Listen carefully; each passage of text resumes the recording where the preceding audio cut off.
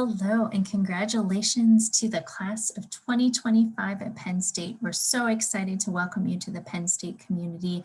And we just want to spend a few moments talking about your college search, and obviously a big part in that decision is the financial component.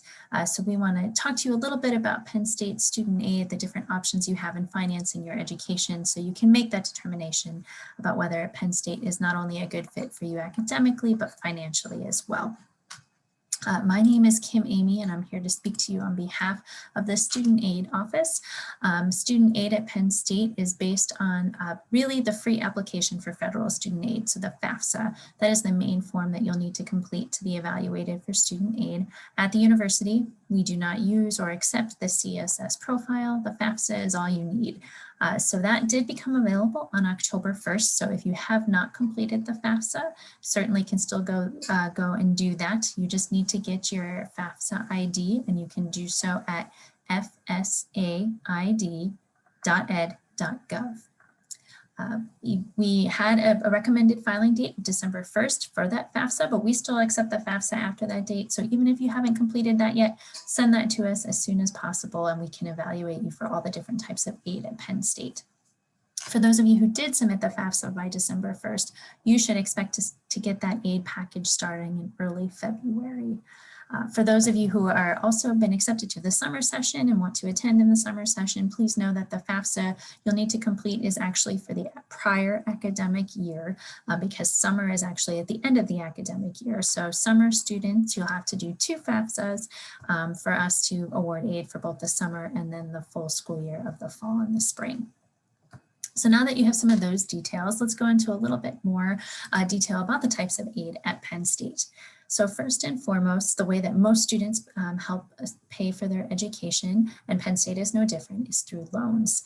So Penn State, if you complete that FAFSA, students are eligible for the $5,500 loan, whether it's subsidized or unsubsidized, that students have access to if they've completed the FAFSA. Subsidized loans mean that you do not accrue interest as a student while you're taking classes. Unsubsidized is not that way.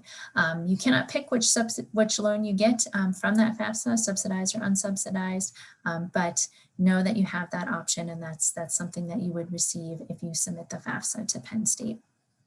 In addition to those loans, students can certainly research Parent Plus loans or private education loans. Just an important note about those is that you have to have a credit-worthy cosigner or a parent borrower to have access and obtain those loans. So consider that, but that is a viable way to close the gap between the cost of attendance and the other funding that you have to make Penn State financially accessible for your family. Next, we'll talk a little bit about work study, which is also dependent on your FAFSA. That is need-based employment that is at the university. So if you are awarded work study, you have a number of work study jobs on campus that you can select from to get that work study funding.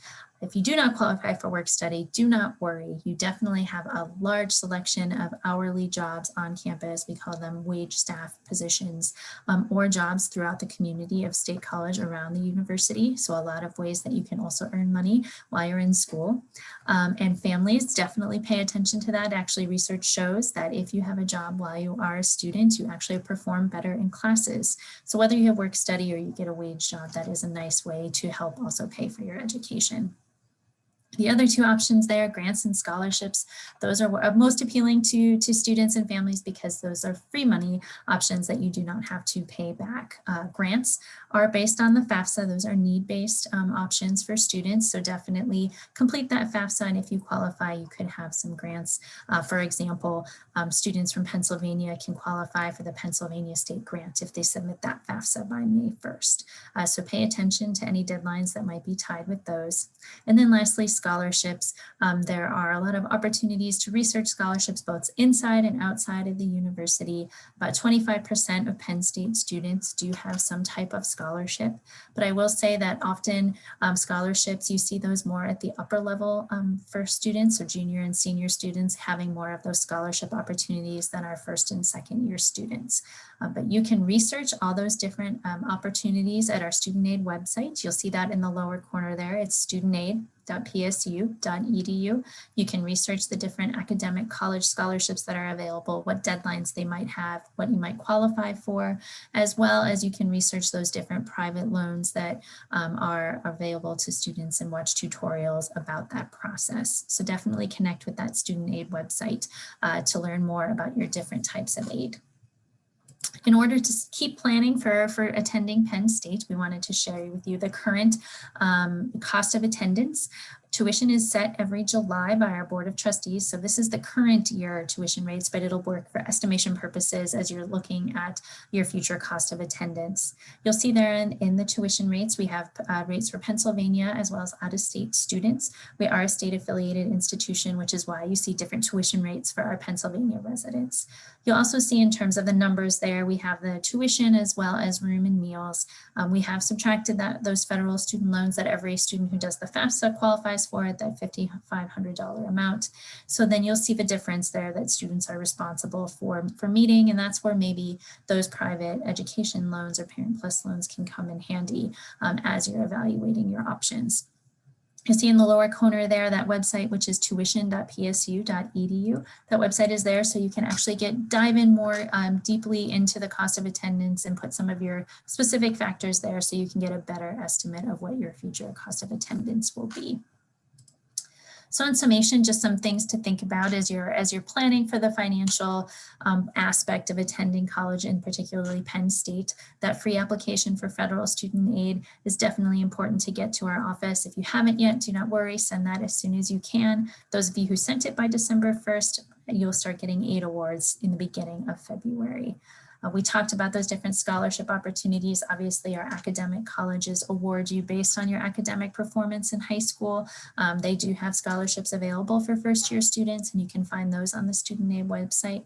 But do know there are a lot of outside scholarships you can certainly research and bring those scholarship dollars to the university as well. You'll see our social media information down there for both Twitter and Facebook for the Office of Student Aid. We post a lot of different scholarship opportunities on our social media, so you can take advantage of those vetted opportunities that we've already done the research on for you. But you can look at different websites to research different scholarship opportunities like fastweb.com or collegeboard.org. They have a lot of different scholarships that they'll post information on for you. We recommend that you start looking now and continue looking throughout your time as a college student, whether you're at Penn State or wherever you go, because you can always find new scholarships and find ways to bring the cost of attendance down for you. Lastly, we just want to remind you that we do a lot of communication, particularly by email, so make sure you stay up on your email so you can hear from us and make sure that you don't miss any opportunities to get some money or to meet those deadlines that are so important in the financial aid process. So with that, we wish you best of luck as you evaluate all of your future options for whatever institutions you've been accepted to. We hope Penn State is at the top of the list, but we know there's a lot to consider, and financial fit is a big part of that decision. If you have questions, certainly connect with the Student Aid website at studentaid.psu.edu to research all those different types of aids, the different scholarship opportunities, and certainly watch the video tutorials to learn about your loan options, or send us an email to our office to ask further questions. With that, we'd just like to say congratulations again to you, the class of 2025. We hope to see you on campus in the fall, and we hope that we can welcome you to the Penn State community very soon. Thank you very much. Be well, and congratulations to the class of 2025. We are.